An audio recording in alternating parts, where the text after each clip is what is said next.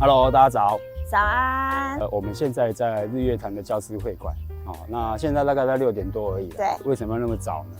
因为日月潭清晨的时候骑脚踏车非常的漂亮。因为清晨的时候呢，日月潭潭上会有一层薄雾。那阳光射下来的时候呢，它会有一种蒙蒙感。那不晓得现在还有机会去可以看到那样的一个画面，所以我们尽量去找找看。好 ，OK 吗？可以呀。好，那我们就出发吧。好的。Go。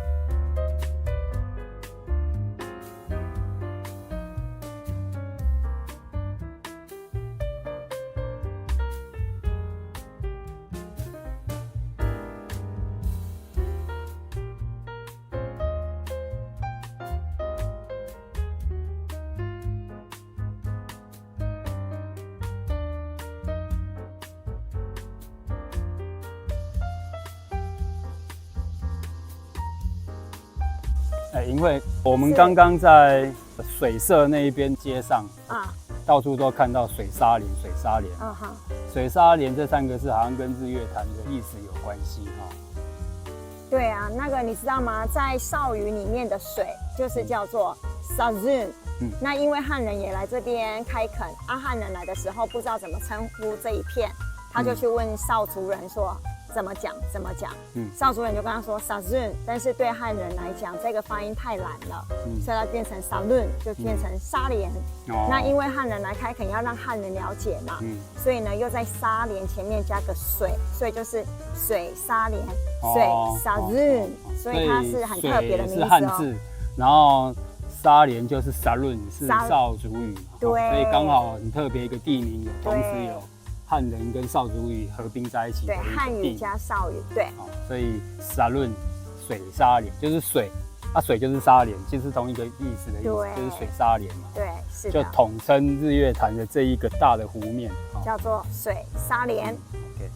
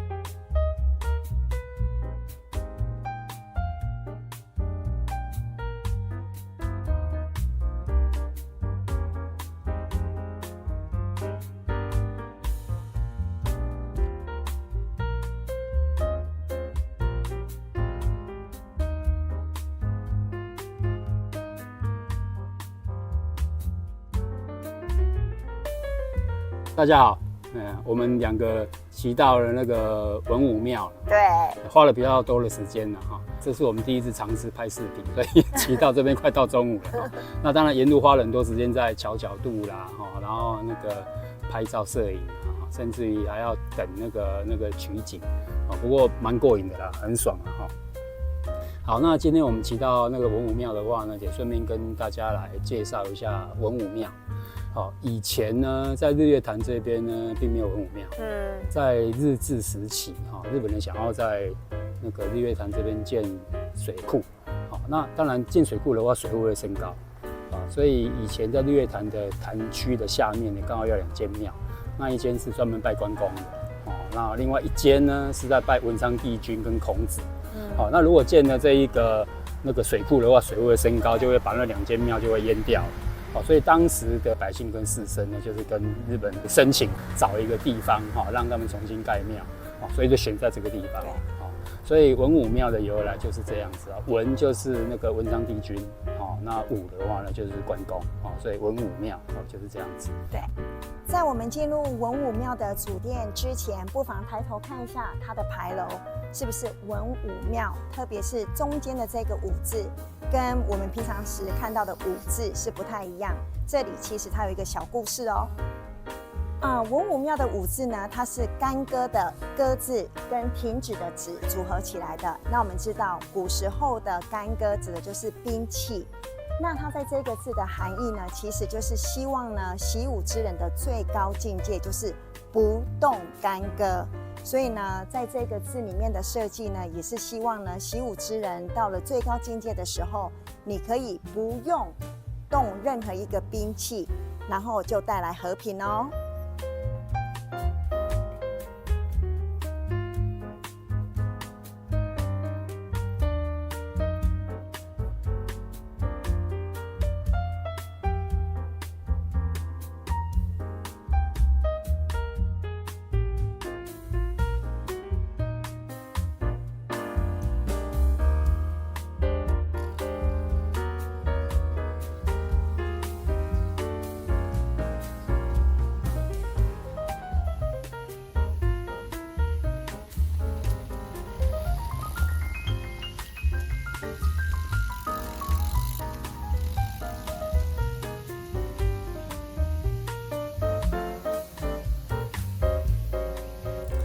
因为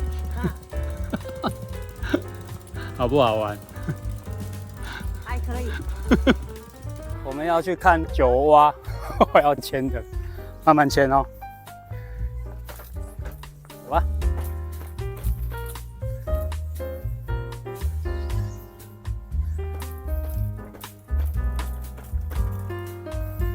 我们现在走到日月潭的九蛙蝶巷，因为最近有在下雨嘛，所以看起来是蛮水位，蛙子剩一只，啊，蛮可爱的，也是蛮可爱的。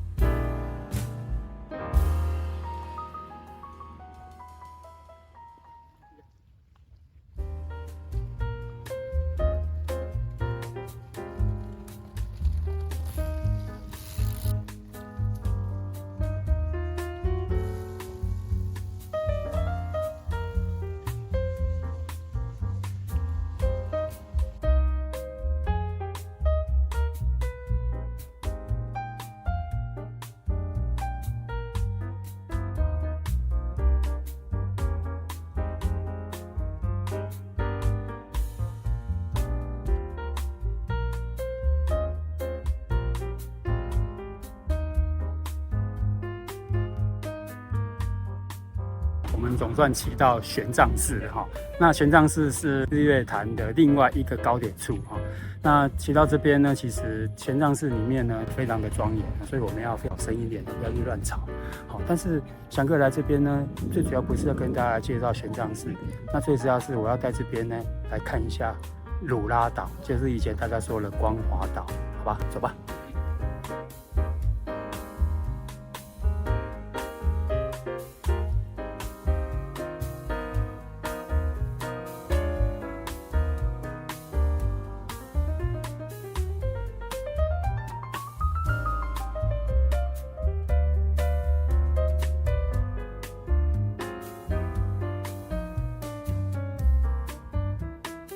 大家好，我是翔哥哈。那我们现在在玄奘寺上面，那玄奘寺上面有一个景观的阳台处，蛮漂亮的。一般有一些游客都来这边休息，顺便看风景。但是翔哥认为说，整个日月潭的环潭哈，那玄奘寺这一边来看这个鲁拉岛是最近。哦，那鲁拉岛就是以前的光华岛。那在这边跟大家也稍微介绍一下鲁拉岛。鲁拉岛呢，它以前没有那么小，它很大。清朝时候的鹿港的同知是曹世贵，曹世贵他有来这里有勘察过。那勘察过那时候记载的鲁拉岛上面还有10余户的人家，那光是那个仓库也有10余间所以那个时候的鲁拉岛上面面积也算是蛮大的。但是因为呢有2个原因，第一个是日治时期日本人他有建水库嘛，那所以那个潭面就水位就上升，那也淹没了一些面积。那另外第2个是因为毕竟日月潭它还是有一些风浪，还是有一些那个塘浪，它会去冲刷那个鲁拉岛岸边的地基，让它会流失。所以呢，也因为长时间这样一点点的冲刷，再加上那个日治时期建那个日月潭水库，水位升高，所以它让那个鲁拉岛现在变成这么小。另外一个很重要的原因是，鲁拉岛以前也是少族很重要的祖灵地，所以他很不希望说外来的人去打扰。所以以前早期会听到长辈说登岛到鲁拉岛，就是光华岛上面去参观，现在就不行。当然现在因为我们要非常的尊重，比较重视这一个少族他们那个祖灵的圣地，那我们要多给予包容跟给予支持。对，所以那个翔哥针对鲁拉岛的一个介绍就到这边。翔哥，他那个鲁拉岛如果从 YouTube 看它周遭会有那个像是一块一块的草地。那个就是所谓的消波块。那再主要就是说尽量避免潭浪，再去冲刷那个鲁拉岛地基，让它的地基又受损又流失，所以这是一个保护。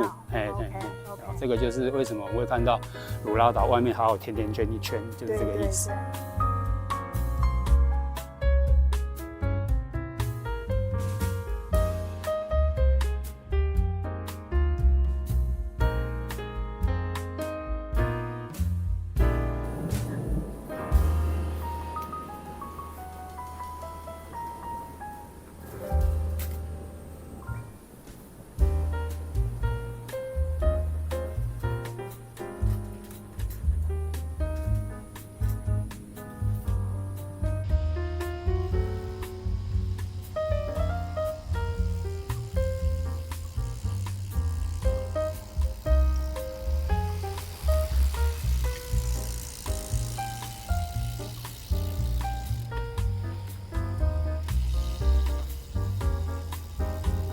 我们已经从那个玄奘寺那边沿路滑下来那滑到一段路的话，你们会看到有一个环湖1号隧道。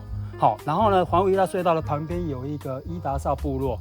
各位骑脚踏车的朋友们，你们如果说要环那个全潭的话，记得滑到这边的时候千万不要进隧道，一进隧道就一路下坡到水里，回来的时候就很痛苦了如果我们骑脚踏车走到这个隧道边，旁边有个很显目的伊达邵部落的话，记得就右转，然后就进去。进去的话呢，先用牵的好了，因为那个路况如果碰到下雨的话，可能会比较滑。这样子才有办法直接会回到水社，再接水社那边的环潭步道出来。OK。路况真的不好了，所以我请林慧还是不要骑上了，用牵的。对，要不然不行。怕滑倒了，因为刚才下过雨而已。